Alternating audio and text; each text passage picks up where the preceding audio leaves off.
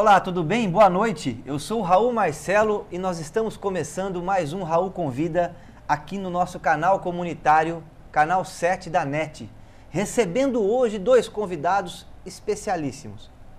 Duas pessoas muito importantes na cena da cidade de Sorocaba. Um na área econômica, que é o nosso economista, mestre em economia pela Unicamp, Jean Pérez. Muito obrigado, Jean, pela presença aqui hoje. Nós vamos conversar com o Jean, pessoal, sobre o projeto de lei 920, projeto esse que tramita na Assembleia Legislativa e que terá um grande impacto nas áreas sociais no estado de São Paulo e também em relação aos servidores públicos do nosso estado, sobretudo a evolução funcional, reajuste salarial, reajuste dos vencimentos dos nossos servidores públicos. E o Raul Convida de hoje também tem a grata satisfação de receber Marco Faria. Muito obrigado, Marco Faria, pela presença. Tá joia? Músico, cantor, compositor, poeta, filósofo e teólogo. Então, uma satisfação imensa. Está lançando o seu disco aqui, que é Fio de Meada, não é? E vai cantar um pouco aqui com a gente e também conversar sobre os assuntos que estão na pauta, assuntos aí ligados às artes. Como o Marco também é professor, não é?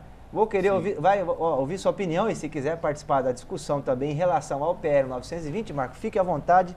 Mas já de antemão, muito obrigado mesmo por ter aceitado o nosso convite e vindo aqui com a gente nesse bate-papo cabeça aqui do Raul Convida no canal 7 da NET. O nosso programa, ele vai ser reprisado no domingo às 11 horas da manhã e também à terça-feira às 20 horas. Nós estamos ao vivo no Facebook e no YouTube.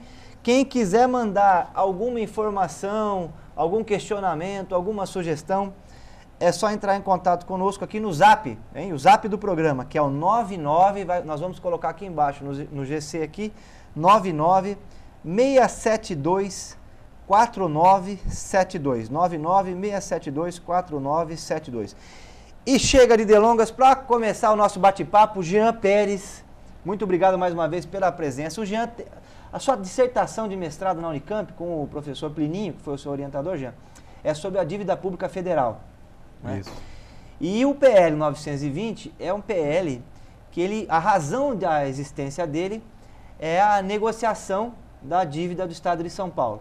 Não é? E essa negociação começou lá com o Covas, em 1997. Em que pese você ter feito uma dissertação em relação à dívida federal, sim, eu sei já que você também estudou a dívida pública estadual. Então conta um pouco pra gente aí da história desse PL 920 que está atormentando os servidores públicos no estado de São Paulo, que está trazendo muita preocupação para os servidores públicos. Nós tivemos uma audiência pública na Assembleia recentemente com mais de 1.000 pessoas. E também está trazendo muita preocupação para aquelas pessoas que usam o SUS no estado de São Paulo, para quem frequenta a escola pública.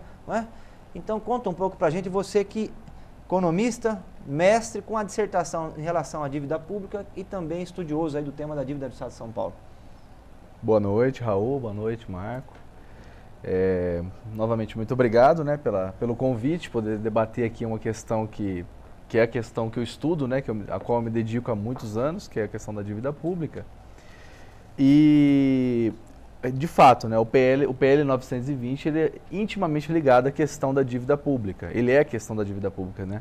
Você até usou uma palavra que está sendo utilizada na Assembleia Legislativa, principalmente pelos secretários do governador Geraldo Alckmin, que se trata de uma renegociação da dívida, mas na verdade não é uma renegociação, é uma renegociação, porque essa dívida, a forma como ela é montada, ela é formatada, ela é para não ser paga, né? Ela é para nunca ser resolvida, nunca ser saturada. Ela é digamos assim, ela é um mecanismo permanente de drenar recursos do Estado de São Paulo, drenar recursos dos serviços públicos, né? E é assim que se entende, né? Essa dívida, como você falou, ela foi federalizada, ou seja, o Estado de São Paulo transferiu para o governo federal em 97. Né? Depois a gente vai apresentar algumas tabelas, né? Mas assim... Não, já pode pedir para a produção colocar enquanto você vai falando. Essa dívida, tabelas. Na época, ela foi federalizada, ou seja, foi transferido esse recurso para a União em 97. Recurso que na época, no valor nominal, seria de 50 bilhões de reais, 50,3. Aquela ali é a tabela, Isso, Aí ali em 97, o valor original seria de 50,3. Tem um memorando ali vermelho embaixo, né, do valor nominal. Né, Raul? Se a gente atualizar essa dívida para hoje, seria uma dívida de 171 bilhões, nos valores de hoje, né? Isso quando o Covas renegociou a dívida com o Fernando Henrique. Em 97, exatamente. A dívida de São Paulo. Isso, 97. 20 anos depois, né, que nós estamos agora em 2017, essa dívida está em 230. Cresceu 60 bilhões. Cresceu 60 bilhões em um cenário em que, para ela ser federalizada, existia contrapartidas duríssimas por parte do presidente, no caso Fernando Henrique Cardoso, para os governadores. Né? Quais eram as E as contrapartidas eram as seguintes. O Estado de São Paulo, que até parece uma piada, né? Mas o Estado de São Paulo que não conseguia pagar a sua dívida, tinha uma dívida de 50 bilhões, ele, para se enquadrar nesse acordo, né, de negociação da dívida, ele deveria bater até 20% do valor da sua dívida. Ou seja, como que alguém que não consegue pagar tem que abater 20%? E aí, nesse cenário, entrou a contrapartida, que era a transferência de ativos. Pedi para a produção soltar aí, Jean. Aí eu também eu trouxe uma tabela de alguns ativos que foram transferidos, né? Você trouxe. E aí nesse período, né, de 97 ativos, até... Só são as empresas do Estado de São Paulo, o patrimônio. Sorocaba ela é intimamente ligada à história de Sorocaba, inclusive até hoje a gente encontra aí, né, nas ruas, na família. É a segunda tabela, pessoas vinculadas à antiga Sorocabana, né? É a tabela que tem as empresas. Essa tabela aí. Né? Então o Estado de São Paulo transferiu, por exemplo, a FEPASA para o governo federal, que vendeu a preço bem abaixo do valor. Hoje os trens passam aqui, Jean, porque a empresa que comprou, a LL Logística, agora passou para uma outra empresa, inclusive. Eles tiraram a energia elétrica do trem, agora o trem funciona a diesel, né? Porque fizeram uma conta, era mais barato. E o trem quase para aqui em Sorocaba, e sem contar que é todo largado, né? Em Sorocaba hoje passam dois trens com carga, no máximo, 2. A gente tem uma linha que corta a cidade, que poderia ser usada e que foi privatizada.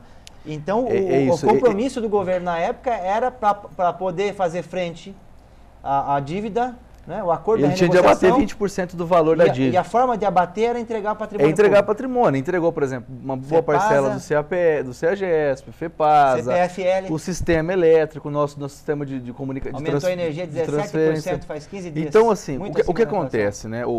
A ideia de que você teve uma diminuição muito substancial da capacidade do Estado de fazer política, né? Por exemplo, o fato de você ter o controle sobre o sistema de geração e de distribuição de energia permitia aos governadores determinar isso aí que você está falando, o valor da tarifa. Então, reduziu sobremaneira a capacidade política. E né? um parênteses já importante, o Brasil era um player, né, usar esse termo estrangeiro, mas era um grande, disputava muito as cadeias produtivas que tinha eletricidade intensiva, que usavam muita eletricidade. Por quê? Porque o Brasil, quando fez o investimento nas hidrelétricas, a gente passou a ter energia barata no país.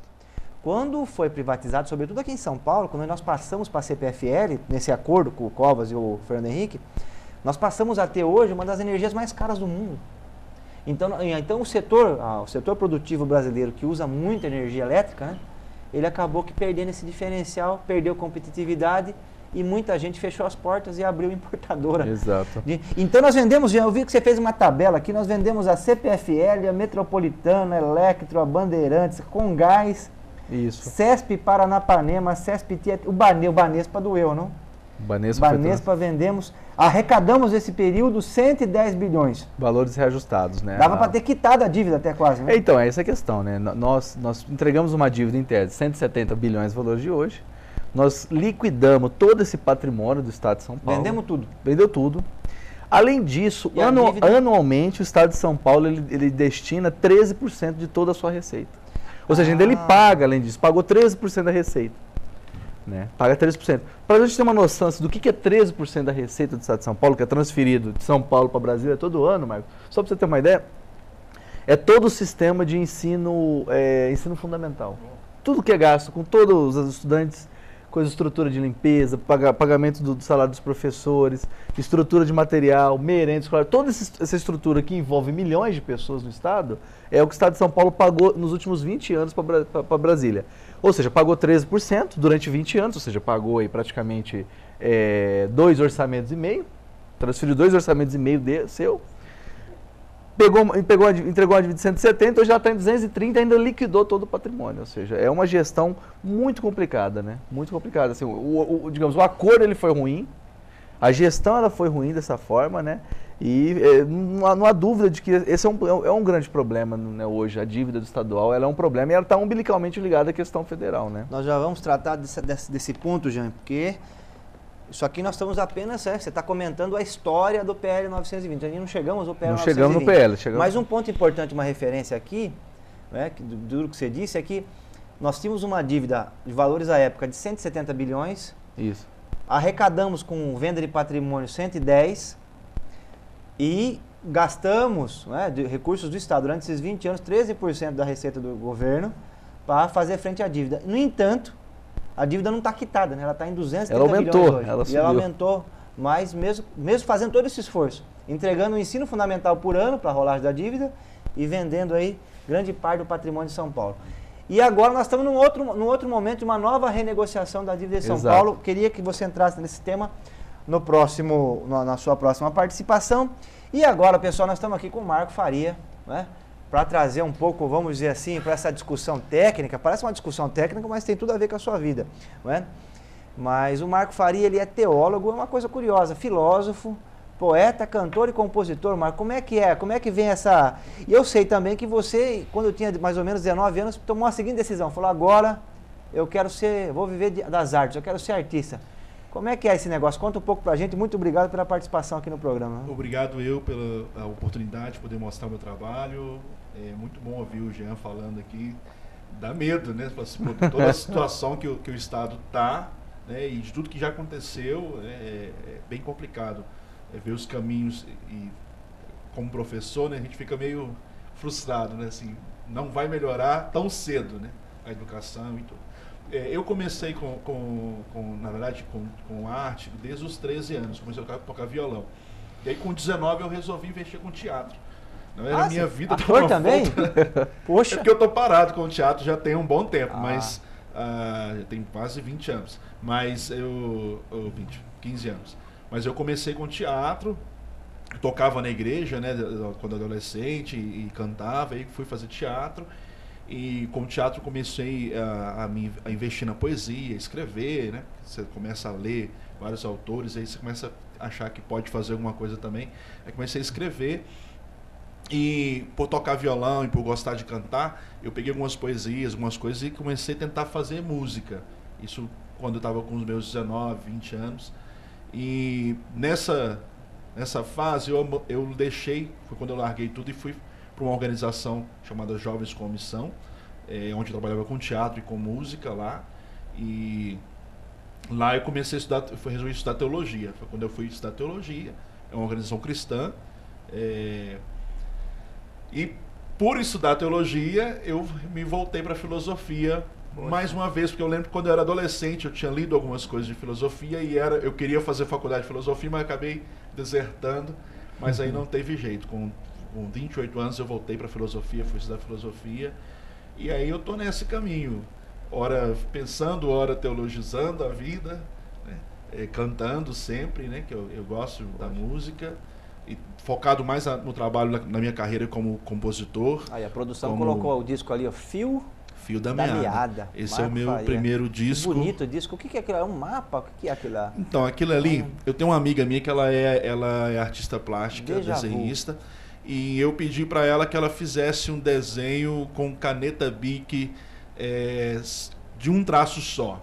E que fosse um desenho que representasse as coisas que têm a ver com a minha vida, as coisas que eu gosto. E aí ela pegou um papel A3 e pôs a caneta e saiu rabiscando, desenhando e construindo ideias. E aí eu transformei isso na capa do meu disco. Né? O original é todo em bic mesmo, todo azul. Aí um amigo meu, que é o Alexandre Gustavo, que é design gráfico, ele deu uma mexida ali e ficou muito bonito. Eu acho. O disco? Esse é um disco mesmo ou só tem a versão digital? Então, foi um disco, eu fiz ele, o material físico. Bolachou mesmo? Né? Poxa. No Bolachona não, eu fiz CD. Né? O CD, que a gente fala disco... não, então disco só tem uma fábrica no Rio de Janeiro, né? Mas aqui sim, tem... o LP, né? O LP, né? Mas então era um CD. Fiz o CD. Que legal. E aí ficou muito bacana, muito bonito. A arte não trouxe porque acabou. Aí já tem um tempo que eu não tenho mais. Mas quem quiser acessar pode conhecer o meu trabalho e minha música pelo Deezer e pelo Spotify. Aí, ó, legal. Também no YouTube tem as faixas para a pessoa poder ouvir. Né? Tem alguns clipes também que eu fiz, algumas aqui em Sorocaba mesmo, quando eu mudei para cá, porque eu não sou daqui, né? Quando eu mudei para Sorocaba... Você é de onde? Conta para nós aí. Eu sou de Belo Horizonte. É da Terra Boa, Minas Gerais, eu sou pessoal. mineiro, perdido aqui em Sorocaba. As influências lá do Clube da Esquina, depois você vai contar um pouquinho para as suas influências, hein? E o Marco, deixa eu te falar uma coisa, eu vi que você, pô, eu sou saudosista, eu gosto muito da capa do disco, né? Porque você tem a música, a poesia ali no disco, né? Porque né? A composição, a melodia, e você tem também o design, né? Porque é quase que um quadro na pintura, né? Tem capas de disco aí, que são antológicas, né? O álbum branco dos Beatles, tem umas capas de disco assim que entraram para a história. E eu sou meio saudosista, eu acho uma coisa bacana, nessa era de música digital, né?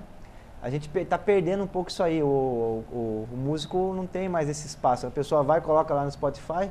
Achei legal pra caramba você ter feito essa... o pessoal tem faz alguma capa ainda, mas é muito gostoso. Quando você falou sobre isso, quando eu fiz o meu disco, essa era a ideia. Quando eu conversei com a Marina, né, que é quem desenhou a capa, eu queria que ela desenhasse algo para a capa, e aí a gente conversando e falando sobre o disco, sobre as coisas. O marido dela tocou junto comigo no disco, então ela conhecia as músicas, ela era bem empolgada assim com o trabalho. E aí a gente conversando, ela falou, não, eu vou fazer. Eu falei, queria que tivesse uma coisa com essa intenção. Como o nome do disco ia ser Fio da Meada, eu queria que tivesse um fio, né, que percorresse a minha vida, a minha história, as coisas que eu gosto. E ela fez e ficou muito bacana. Eu tenho o desenho original, né, como um quadro em casa, assim, é fantástico. Fica guardado, né? Guardo, e o que você vai tocar bonito pra gente aí hoje, Marco? Eu vou tocar a música Pra Te Encontrar. É o carro-chefe do disco. Que é o carro-chefe do meu disco, Fio da Meada. Pô, que a gente estava comentando aqui, lá no disco tá tudo com banda e tudo, mas eu gosto dela também aqui no voz e violão. Acho que é mais, né? Eu ainda é mais intimista, ela mas ela voz e violão. Com os instrumentos todos eu já escutei, mas com voz e violão vai ser a primeira vez, hein, pessoal? Então vamos tocar aí. Como diz a turma da internet, né? Clipa aí. Já faz o registro.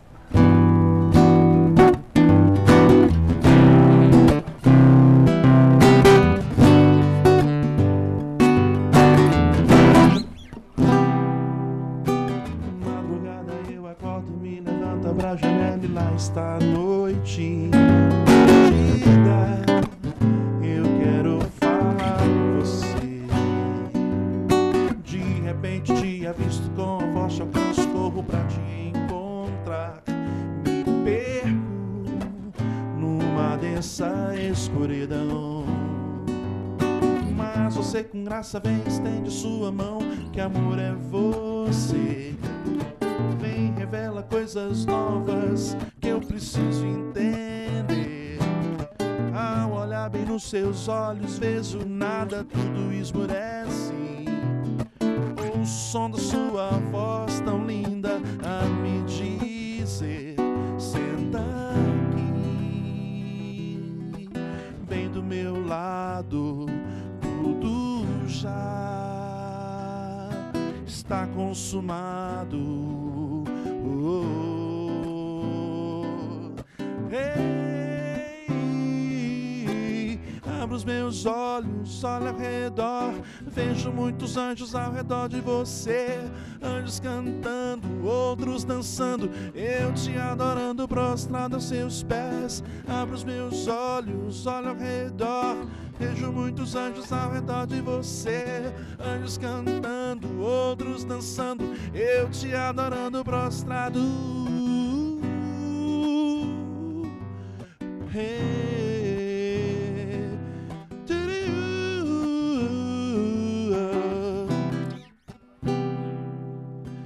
madrugada eu acordo, me levanto, abro a janela e lá está a noite perdida.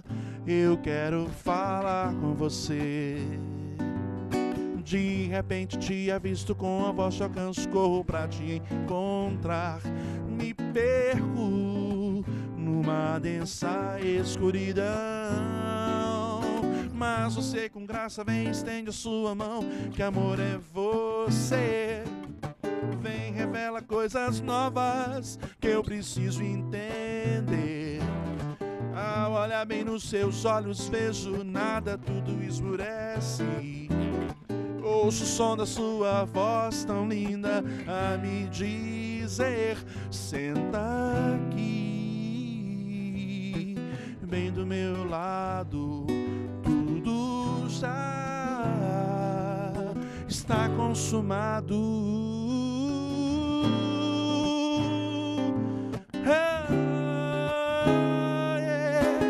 Abro os meus olhos, olho ao redor, vejo muitos anjos ao redor de você, anjos cantando, outros dançando, eu te adorando, prostrado a seus pés. Abro os meus olhos, olho ao redor, vejo muitos anjos ao redor de você, anjos cantando, outros dançando, e eu te adorando, prostrado.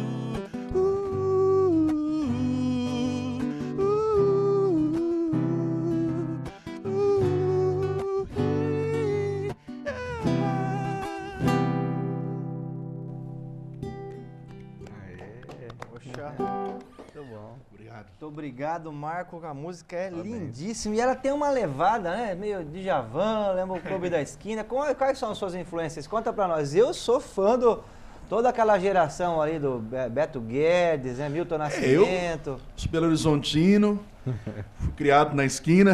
Ah, isso Conheci desde pequeno o trabalho do Clube da Esquina, né? Meus irmãos, família, sempre o pessoal ouve, né? A música mineira. E o Djavan é uma grande influência. Quando as pessoas falam que a minha música lembra do Djavan, eu falei, pudera, né? Eu ouço o cara, eu curto muito o trabalho dele, ele é um compositor fantástico. Um compositor também que muito me influencia, que eu gosto muito do trabalho, conheci o trabalho dele bem no início da carreira dele também, apesar dele ter ficado mais conhecido nos últimos 10 anos, eu conheci ele já quando eu era adolescente, que é o Lenine. Curto muito o trabalho do Lenine. Aí tem os mineiros, Loborges, Beto Guedes, Milton Nascimento, sempre ouço até hoje, sempre tem no pendrive, no carro, alguns discos do Milton para ouvir quando estou viajando. E tem o Paulinho Mosca, Chico César, que eu sou fãzaço também do trabalho dele, uma musicalidade muito bonita, umas letras bonitas, marcantes, poesia linda, né? Então sempre ouvi.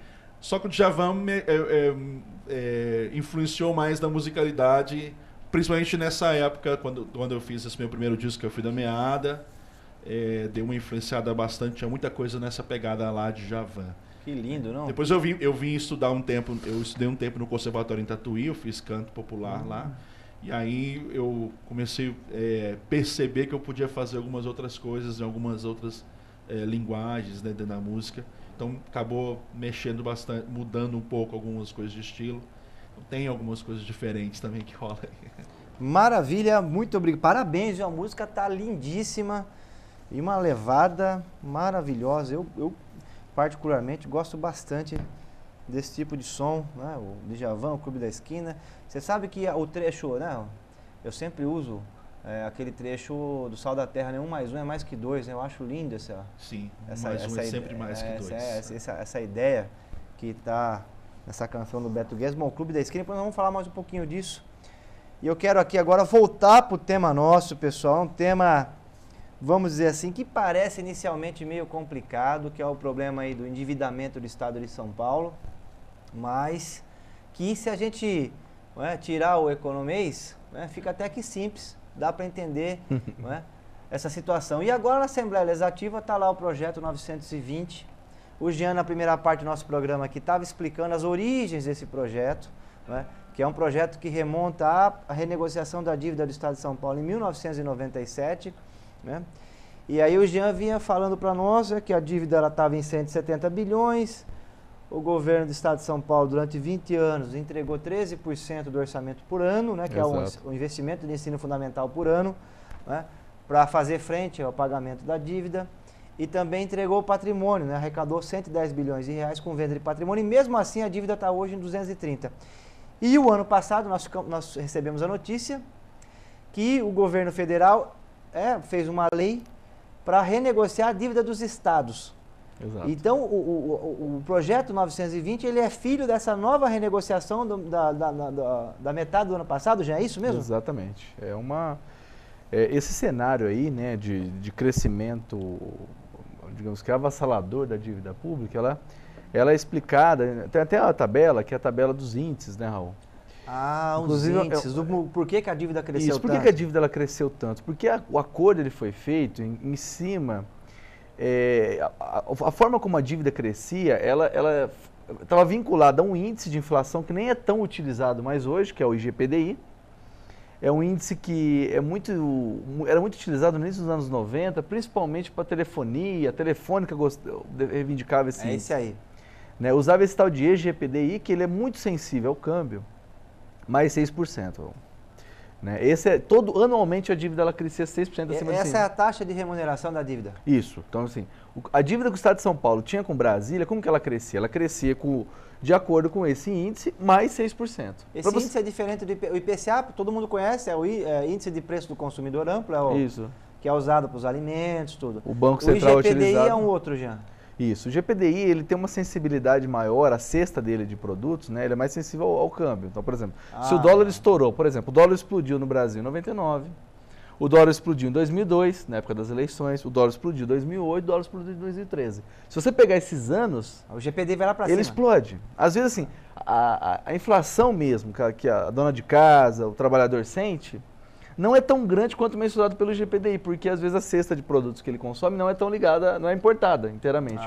Às vezes, por exemplo, o produtor de tomate, o produtor de mandioca, ele não tem identificação com o câmbio. Os produtos dele são simples, então assim, isso aí não passa para o câmbio. Né? O que isso aqui tem a ver com a dívida? É que, se botar a tabela, por favor, dá para você ver que é o seguinte, se nós pegarmos o IPCA, que é o índice hoje mais utilizado no Brasil, de 98 até o ano passado, ou seja, esse período todo, o IPCA ele teve um crescimento de 333%. Ou seja, na média, o que você comprava em 97, para você comprar hoje, ele foi reajustado na média 4 vezes e meia, que é 333%. Só que o que aconteceu com a dívida do Estado? Que não era esse índice, mas o IGPDI mais 6%. A dívida ela foi ajustada em 1.300%. Ou seja, ela cresceu. Meu Deus do céu. Ela cresceu 4 vezes. Praticamente agiotagem. É uma agiotagem. Pior que a agiotagem, né? Ela cresceu quantas vezes? 4 vezes acima do que o índice geral de preços nosso. Né? Então, assim, é um problema aí. Por isso que mesmo vendendo todo o patrimônio, entregando todo o investimento no ensino fundamental por ano durante 20 anos, a dívida cresceu ainda. É isso? Explica? É esse índice, gente? É esse índice que explica. É um índice muito mal escolhido. Além de ter o jeton ali, né, de 6%. O 6% ele realmente ele é fundamental para explicar. Tem o IGPDI mais 6%. E mais 6%. Exatamente. Né, geralmente você não pode vincular, no caso do Estado de São Paulo, como o Estado de São Paulo ele consegue recursos? De onde provém? Dos impostos. E os impostos, ele de certa forma, ele tem uma dinâmica de identificação com os preços, né? Subir os preços aumenta a arrecadação. Então ele tem uma relação com a inflação, né? O problema é o seguinte, é que a dívida dele não tem nenhuma relação com a inflação usual, é 4 vezes superior. Então seria como se uma dona de casa assumisse uma dívida que em 20 anos a dívida dela só aumenta, vira uma bola de neve, né? E aí esse problema foi o que motivou essa revisão, é um dos problemas que revisou. Porque ficou evidente, né, seja por esses dados ou qualquer dados que os governadores levantarem, é que isso aí é uma coisa mal feita, né? E aí uma das propostas do governo federal é de mudar isso, é de trazer o índice que é o mais utilizado na economia brasileira, que é o IPCA, mais 4%. Essa é uma das propostas. E aí, melhora, mas não é bom, porque eu coloquei ali também os dados, o IPCA mais 4%. Se fosse retroativo, ou seja, se a gente utilizasse os novos termos, se eles tivessem sido os termos lá de 97, a gente vai ver que ainda se o IPCA mais 4 nesses 20 anos, né, 19 anos que eu fiz aí o levantamento, ainda assim vai dar o dobro da inflação. É melhor que o GPDI mais 6, mas é pior do que o IPCA, é isso? Exatamente. Agora uma pergunta importante, Jean, porque a Assembleia recebeu o projeto 920, isso, que é a renegociação do Estado de São Paulo, só que o governador já fez o acordo em julho do ano passado. Exatamente. Então, a nova forma de calcular a dívida de São Paulo já está valendo, na verdade, desde julho do ano passado. Exatamente. É isso mesmo? Foi aprovado. E como é que fica agora? Foi aprovada essa legislação em junho, salvo engano, junho do ano passado. E aí os governadores foram chamados, né, os estados mais comprometidos aí com uma crise maior. A Dilma que mandou isso para o Congresso? Isso, esse projeto foi enviado em março pela Dilma. De que ano? Março do ano passado, 2016. Né? E esse projeto, ele era tão draconiano pela parte do governo da Dilma, as contrapartidas que eram exigidas dos governadores para se adequar a esse processo era tão draconiana que o próprio Congresso, esse Congresso que a gente está vendo aí, conseguiu melhorar esse projeto, tão ruim que ele era. Ou por conta das... Por quê, Jean? Por causa das Por exemplo, contrapartidas? qual que eram as contrapartidas que eram exigidas? Aumento da alíquota de contribuição dos servidores públicos. Já está pagando. Da Previdência, isso. Ou seja, os servidores teriam que pagar mais pela Previdência, diminuir o salário dos servidores. Proibir de abrir concurso público por 2 anos. Né? Isso aí estava no projeto inicial. Estava. Proibido de chamar qualquer pessoa que passou em concurso público. Né? Proibido de dar qualquer tipo de reajuste. Né? Então, isso aí foi caindo. Caiu tudo isso aqui. O próprio Congresso ele foi retirando a pedido dos governadores. Os governadores mobilizaram as suas bases, os deputados federais, e falou, isso aí vai comprometer muito a gestão pública aqui nos estados. Né? Por exemplo, né, o professor tem uma altíssima rotatividade, certas carreiras do estado que contam com altíssima rotatividade. Se você for proibido de chamar novos trabalhadores, como que você vai manter os serviços operando? E aí isso aí foi retirado. E o que acabou sobrando? Sobrou um conceito, né, que é o tal da... Durante 2 anos, ou seja, o período que vai vigiar esse processo, digamos, os descontos, que nós vamos tratar em breve, durante esses 2 anos não pode crescer a tal da despesa corrente primária, né? Que é nada mais do que salário de servidores, mais as estruturas anexas, né? Tipo, que o Estado contrata de limpeza, que o Estado contrata para merenda, que o Estado contrata material de fornecimento. A somatória disso, dos salários, mais essas outras despesas, no geral, na sua somatória, ela não pode crescer nos próximos 2 anos acima da inflação. Isso aqui está no novo acordo. Então, isso só é o que sobrou, aqui, o que sobrou do projeto da Dilma foi isso. Para poder entender, então, o projeto 920, ele é um projeto que o governador precisa da aprovação da Assembleia para poder legalizar Exato. o novo acordo que ele já assinou, que já está vigente desde julho do ano passado. Essa é a jabuticaba. E aí nós temos uma mudança na forma de reajustar a dívida do Estado de São Paulo, que é melhor do que a anterior, só que é pior do que, vamos dizer assim, o ideal, né? Não seria nem ideal, mas vai ser acima da inflação ainda, porque é IPCA mais 4, então sempre vai reajustar acima da inflação. Então, e quais são as contrapartidas, Jean? Depois eu queria te falar isso, porque é isso que está preocupando muito os servidores públicos, né, Marco? O Marco também é servidor, professor, né? E eu tenho recebido muita mensagem de servidores pelas redes sociais, no Zap, perguntando o que vai acontecer depois que a Assembleia aprovar o 920. O mais importante, que as pessoas saibam, é que os efeitos do 920 já estão valendo desde julho do ano passado. Na verdade, o governo de São Paulo já vem executando o 920, né? E, inclusive, um desses efeitos é o fato de, por 2 anos, você tem uma suspensão, vamos dizer assim, do pagamento da dívida pública de São Paulo. Depois eu queria que você comentasse isso com a gente, para a gente entender um pouco mais quais são esses efeitos, né?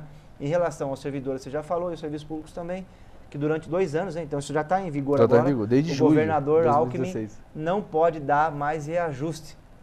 Olha lá o que está. Ali é o período que tá valendo, né? Exatamente. Como o contrato ele foi assinado no ano passado, em junho, então ele está valendo isso aí. De julho de 2016 até dezembro de 2016, os 6 primeiros meses, o governo do Estado de São Paulo ele não precisou de pagar a dívida. Os 13% que... O ensino fundamental, então, durante esse período não...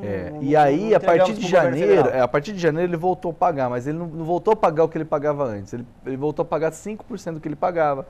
Aí, em fevereiro, aumentou mais alguns porcento, uns 4% e tanto.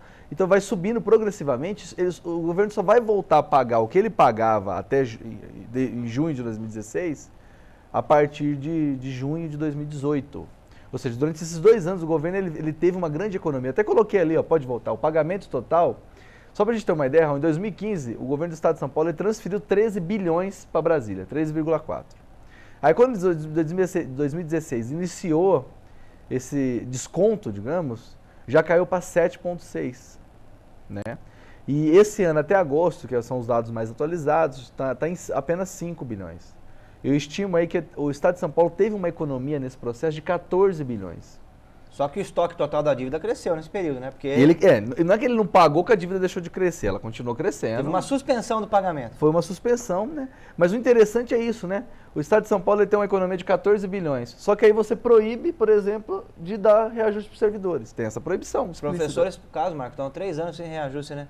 Nós tivemos uma economia de 14 bi, dava para fazer o reajuste dos últimos 3 anos, ainda sobraria. Sim, daria para dobrar o ensino fundamental do Estado de São Paulo, investimento nele, né? Exatamente. E aí é interessante, né? Porque aí a pergunta que Onde resta... foi o dinheiro? Exatamente, 14 bilhões. Para onde foi esse recurso? E aí tem até um paradoxo aqui que é difícil, né? Temos um filósofo que ele pode tentar nos ajudar com essa questão. Tá certo. O paradoxo Já depois... né? Você quer trabalhar agora? Não, depois a gente volta nesse tema. Tá bom. Porque agora, porque nós temos, a gente sempre foi com o programa nosso, né? Nas redes sociais, a gente ficava mais tempo, era 1 hora, 2 horas de programa, dava para conversar mais. Agora nós estamos aqui com essa, aqui na TV Comunitária, aliás, quero agradecer ao Fábio, toda a sua equipe, né, toda a diretoria da TV Comunitária, o canal 7 da NET.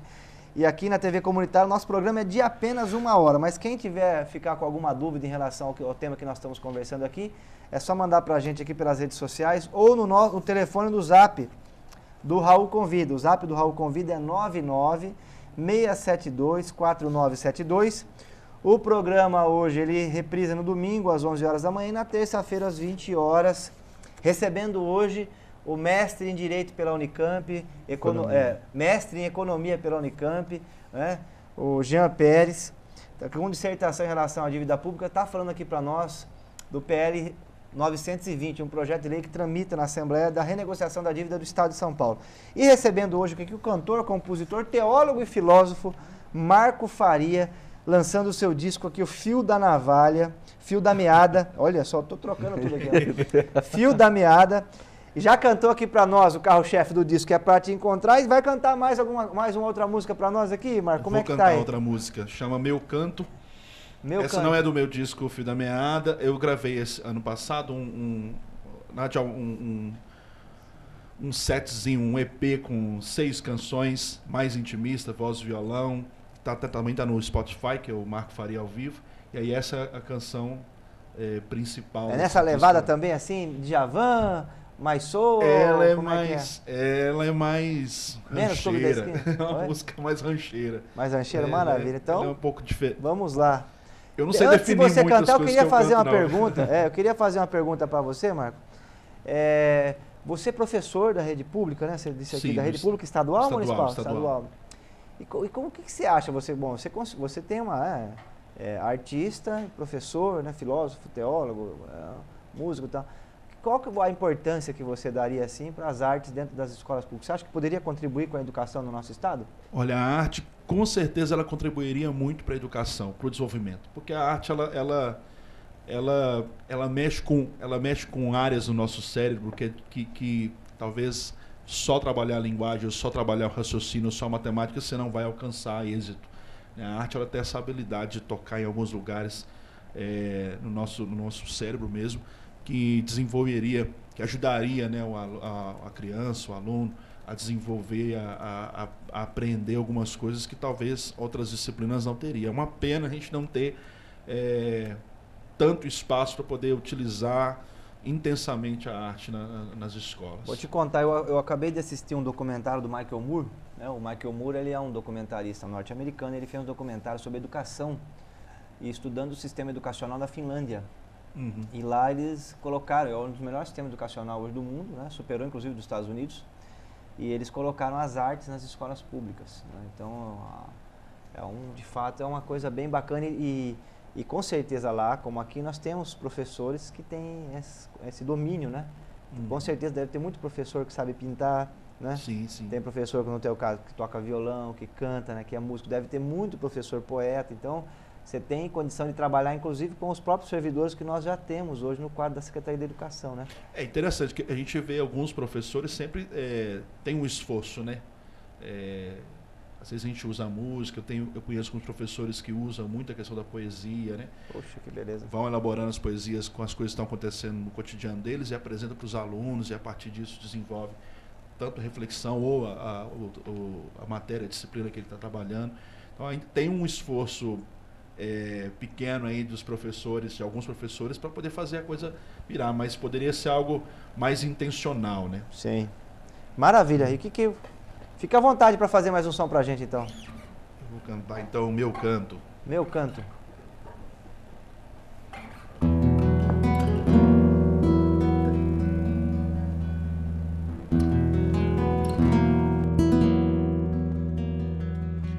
A força da minha voz não está no meu canto.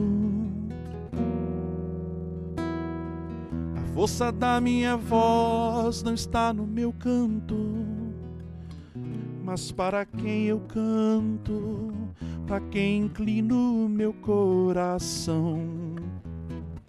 Mas para quem eu canto, para quem inclino meu coração.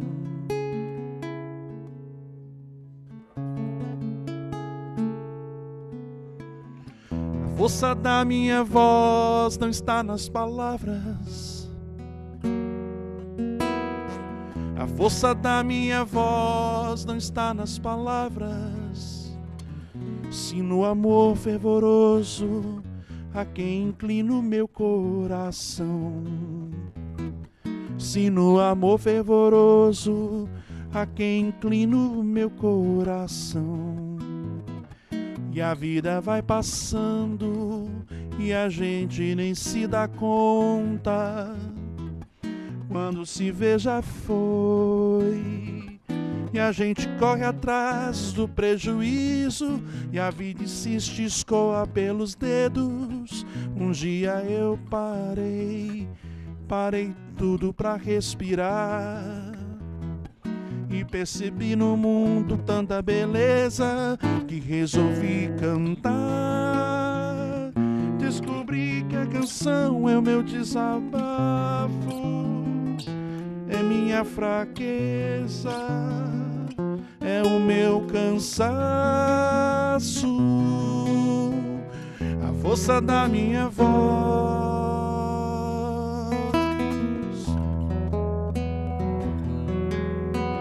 a força da minha voz.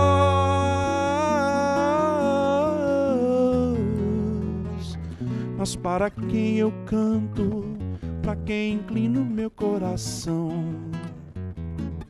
Mas para quem eu canto, para quem inclino meu coração. Na prazenteira vida, quando vivida com devoção.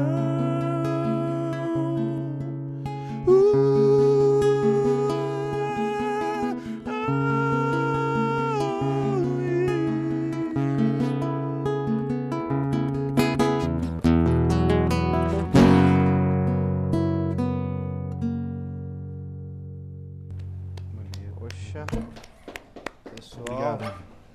Linda a música, hein? Pô, essa, ela não tá no disco Fio da Meada. Não, ela tá no Spotify, no Marco Faria ao vivo. Marco Faria ao vivo. Pô, essa música é maravilhosa. E a letra e a canção? São Solta aí. minhas, é. Poxa vida. Você disse que, bom, você também escreve poesia, né? Escrevo. E você tem alguma coisa assim? Algum livro publicado de poesia? Não Na tenho. Não. internet? Eu tenho, na internet eu Teu tenho. Facebook no lá, meu quem Facebook quiser. eu tenho vários Você tem lá textos. publicado? Tenho alguns textos, algumas reflexões teológicas. Teu filosóficas Facebook eu qual que é, escrevo. Marco? É Marco Faria? Como é que Ou é? Marco Faria. Ou Marco Faria. É. Aí a pessoa entra lá, segue a tua página ou fica seu amigo? Segue na minha página. Segue na tua minha página. Que maravilha, hein? Puxa, parabéns, a música maravilhosa. Pessoal, dica de leitura de hoje.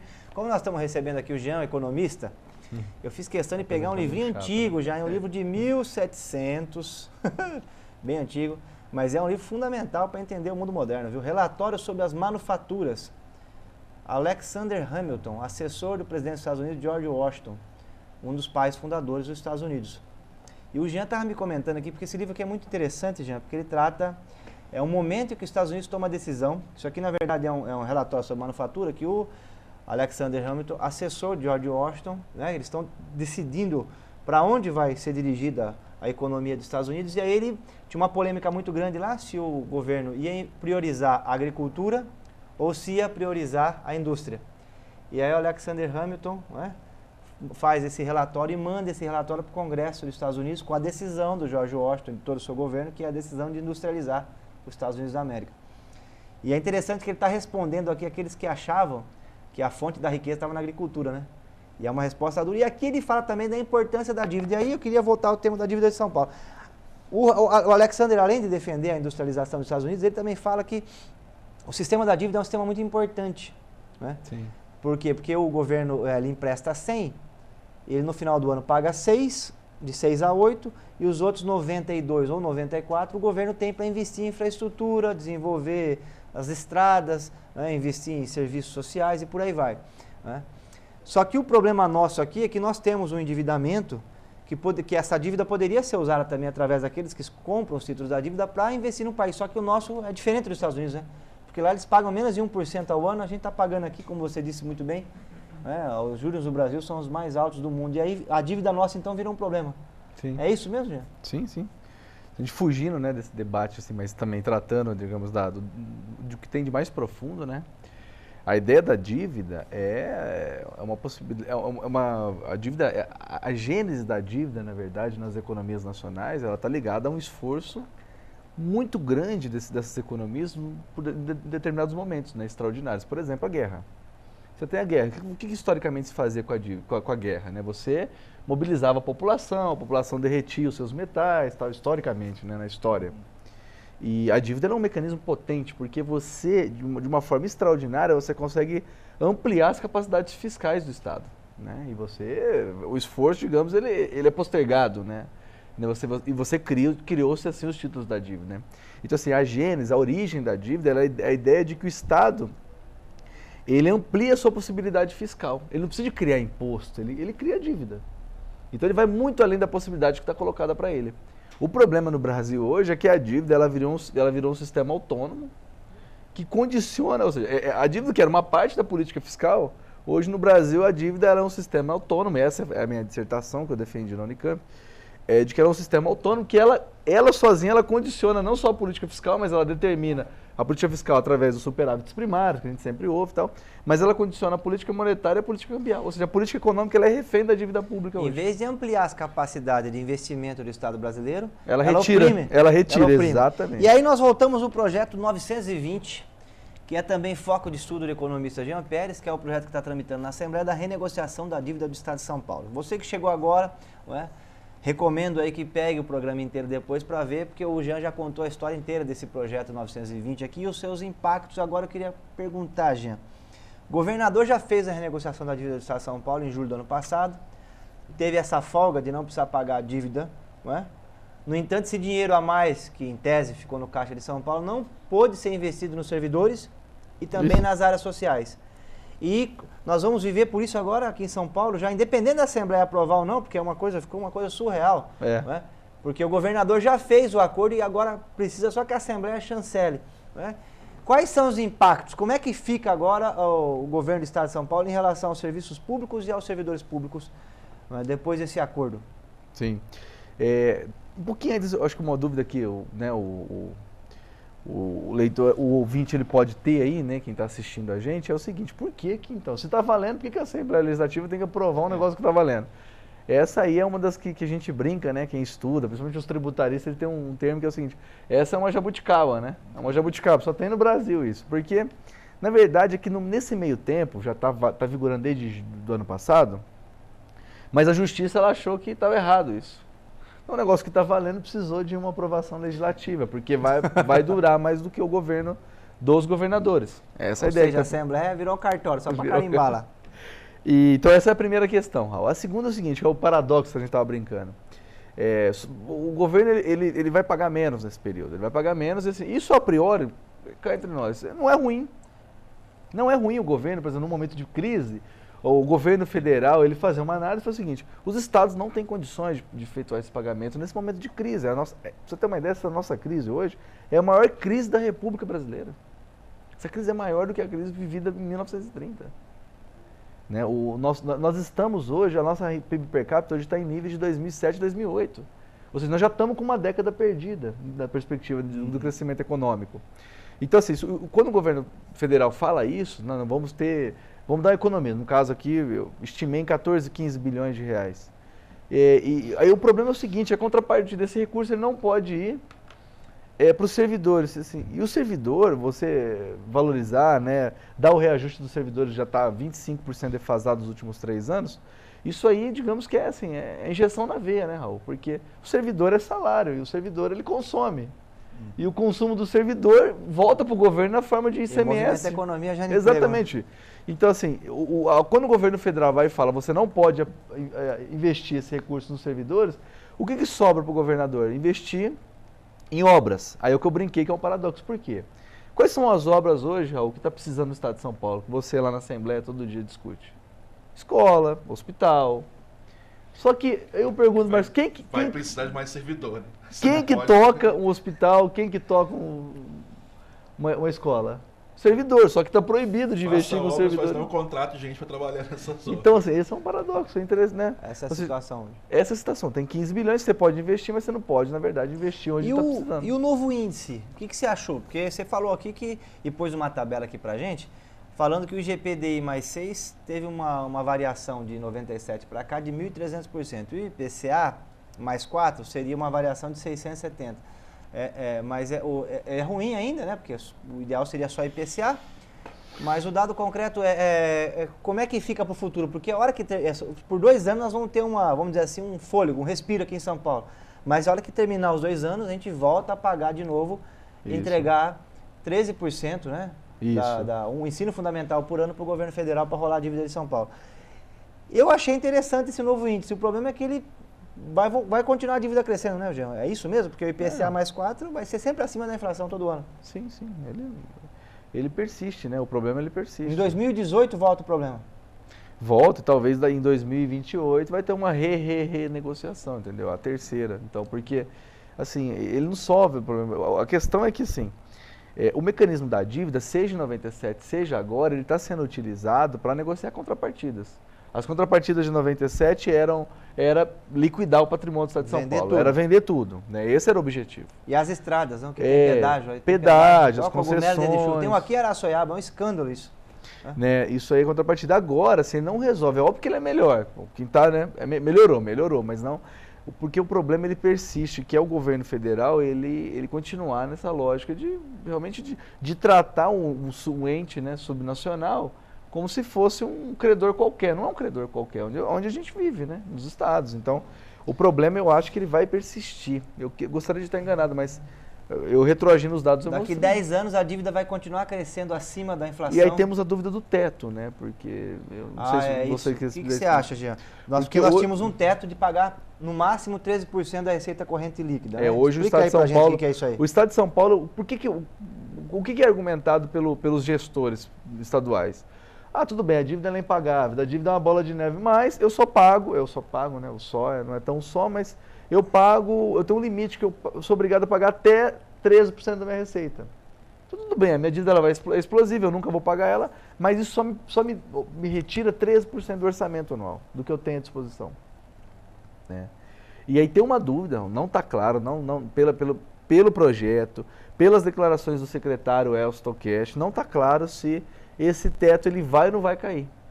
Porque se cair esse teto, e como a gente viu, o IPCA mais 4, ele realmente nos últimos 20 anos esteve acima. Vai fazer a dívida crescer acima da inflação. Então podemos estar daqui a 10 anos discutindo que não é 13, mas é 15, é 20% da nossa receita está indo para o governo federal. Ou seja, o problema ele não vai ser resolvido com esse PL. Né? Ele cria vários constrangimentos, cria mais 2 anos de arroz para os servidores. Ele incuba, digamos, ele está incubando um vírus que tudo indica que vai estar muito poderoso daqui a 10 anos. Que é o Mas por 2 anos, justamente agora que tem eleição, o governador vai ter uma folguinha aí para fazer umas obras. Não as obras que precisa. Não pode ser. Educação, creche, escola, universidade. O que ele vai ter que fazer? Mas as obras... Quais são as obras que ele vai poder fazer que não tem gente? Estrada. Ele vai fazer estrada e privatizar e passar para concessão. Bastante ponte e bastante estrada. Claro, manutenção nas estradas, estrada nova é muito bom. Só que num estado que ainda tem 1 milhão de analfabetos, é isso? 1 milhão e 300 mil analfabetos. E uma juventude ávida por conhecimento, querendo ir para a universidade e não tem vaga nas universidades públicas para que essa juventude possa fazer o curso superior e abrir a cabeça, né, Marco? E abrir a mente. Você que é um artista e que teve esse privilégio de estudar teologia, estudar filosofia, o ensino superior ele traz um ar diferente, né? Porque a pessoa vai lá, tem muito o contraditório, o ambiente acadêmico do ensino universitário é espetacular, tanto nas privadas quanto nas públicas. Né? Sim, independente. A dialética da universidade, né? É uma oportunidade que você tem de ouvir opostos, né? Discussões opostas, críticas, questionamentos, né? É importante para o crescimento do ser humano. Né? O ensino superior não é apenas para ter um salário melhor, né? Para conseguir emprego melhor, mas ele amplia a maneira de perceber o mundo, de perceber as coisas, perceber a economia. Né?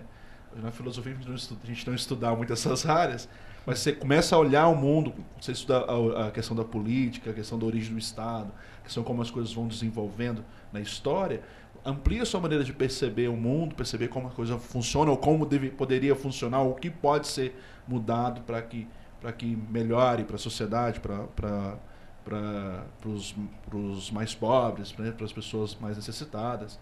A gente pode Deixa eu te fazer uma pergunta. Você acha, você conseguiu trazer para a sua música todo esse conhecimento que você adquiriu nesses 2 cursos fantásticos? Assim, como é que é? Eu escutei, assim, eu tenho músicas românticas, né? O tema do amor presente, pelo menos as 2 canções. Teria que pegar toda a tua obra para ver, mas como é que é? Para você, enquanto artista, foi importante? Então, eu sofro às vezes um pouco com isso, porque eu gostaria de ser mais politizado na música, na poesia. E não é a minha veia, assim. Eu já fiz algumas coisas com abordagem e tudo, mas eu sinto, as coisas que eu fiz que tem uma pegada mais política, por exemplo, eu sempre sinto muito forçado, eu sinto que é algo que não é natural. Tá. Quando eu vou para essa coisa mais da vida, dos relacionamentos e tudo, parece que a coisa flui melhor. Mas legal. Eu acho super importante, né? Eu ainda esforço e tento fazer algumas coisas, né?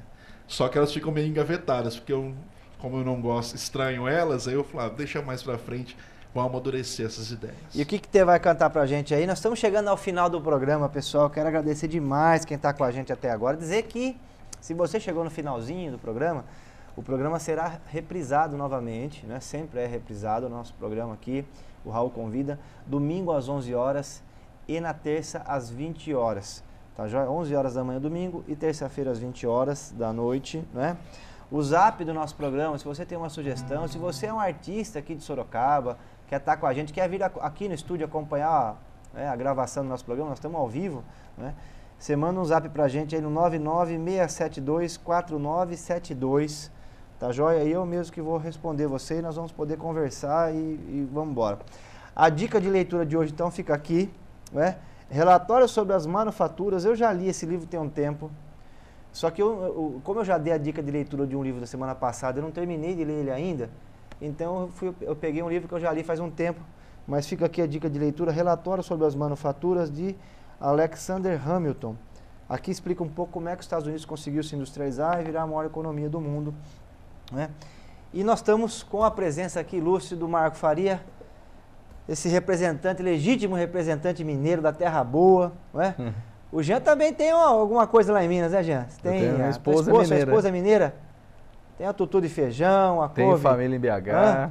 Um abraço para todo mundo. Bacon. Estão assistindo a gente lá. Espetacular, pão de queijo. Nossa, que terra boa. Terra do Ziraldo, né? A terra do Beto Guedes, do Milton Nascimento.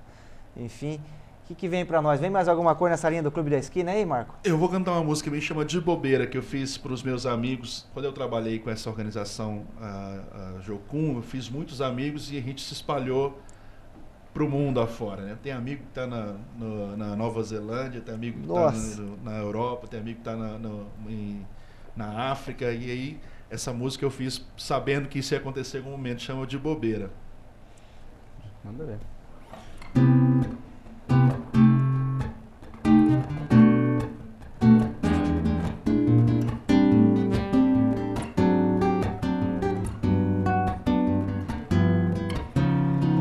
Já faz um tempo que eu te conheci, já era tempo então de reconhecer. Você faz parte da minha vida, a sua, dele, a delas, nossas vidas todas no mesmo lugar. Faz pouco tempo em que a gente se diz, amigo é pouco mesmo e você já tem que partir pra se perder no mundo todo e o futuro indo longe demais. Você faz parte da minha vida, a sua, dele, a delas, nossas vidas todas indo longe demais. Eu que já tinha programado com os meus filhos e você com os seus.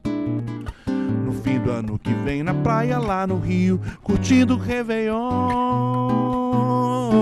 Aquela visita num fim de tarde na minha varanda, chimarrão ou café, o pão de queijo assando enquanto eu lhe mostro a última canção que fiz. Antes de você partir, viver novas aventuras por aí. Antes que eu te perca de vista, quero que você insista em aprender novas lições e viver, porque o mundo já começou a girar e eu girando do lado ao contrário que você está. Parece até já faz um tempo estou parado no mesmo lugar. E qualquer dia de bobeira a gente pode se encontrar.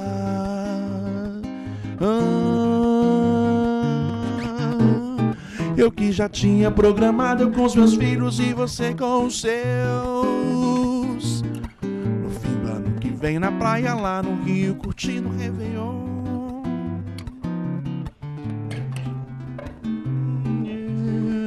Pessoal, quero agradecer a todos aqui a presença do economista Jean Pérez, que conversou com a gente sobre o projeto 920, a dívida de São Paulo e os seus impactos no nosso estado. A presença ilustre desse artista, compositor, teólogo e filósofo, Marco Faria, muito obrigado, tá joia? O link aqui está na descrição para a gente poder divulgar o seu trabalho, tá joia? Vamos colocar inclusive nas redes sociais. E agradecimento especial a você que acompanhou o programa Raul Convida até o finalzinho. Muito obrigado mesmo. Entre em contato com a gente aí no nosso zap 996724972. Reprise domingo às 11h, terça às 20 horas. Um grande abraço, boa noite. Fica com Deus. Cortou.